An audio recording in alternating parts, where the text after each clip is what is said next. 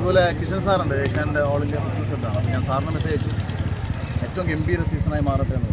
തീർച്ചയായിട്ടും ചെയ്യാൻ പറ്റുന്നതിൻ്റെ മാക്സിമം ചെയ്യുമെന്ന് അദ്ദേഹം റിപ്ലൈ ചെയ്തു.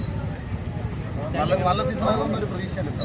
കാര്യം ഈ സീസണിൻ്റെ സീസൺ എത്രത്തോളം ഗംഭീരമായി മാറുന്നു, ബിഗ് ബോസ് എത്രത്തോളം ക്വാളിറ്റിയായി മാറുന്നു, അപ്പോൾ മാത്രമേ അതിലുള്ളവർക്കും വിലയുള്ളൂ.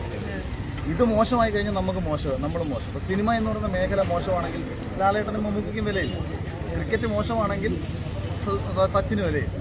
രാഷ്ട്രീയം മോശമാണെങ്കിൽ രാഷ്ട്രീയ നേതാക്കന്മാർക്ക് വിലയില്ല. അപ്പോൾ ആ മേഖല മഹത്വവൽക്കരിക്കപ്പെടുമ്പോൾ മാത്രമേ ആ മേഖലയിൽ പ്രവർത്തിക്കുന്നവർക്ക് മഹത്വം ഉണ്ടാവും.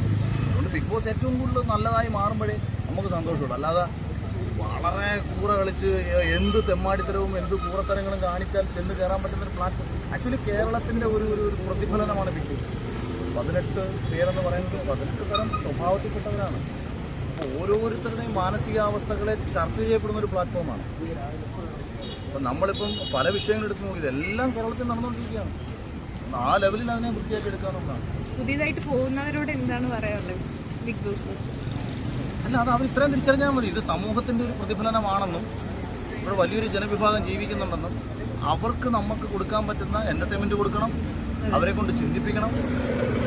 അതേസമയം എങ്ങനെ മുന്നോട്ട് പ്രതിസന്ധികളെ അതിജീവിച്ച് പോകാമെന്ന് പഠിപ്പിക്കണം.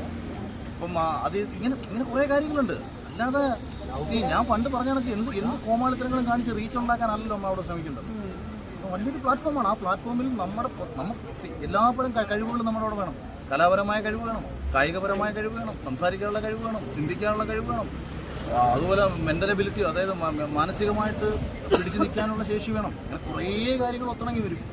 അപ്പോൾ അതെല്ലാം കൂടെ യൂസ് ചെയ്ത് ജയിക്കുക. അതാണ് ബിഗ് ബോസിൽ പോകുന്ന എല്ലാവരും പേഴ്സണലി ആശംസിക്കാനുള്ളത്. ഞാൻ ഈ സംസാരിക്കുന്ന ക്ലാസ് മാറ്റാൻ പറഞ്ഞു കേട്ടോ, ഞാനത് ഓർക്കാറുണ്ട്.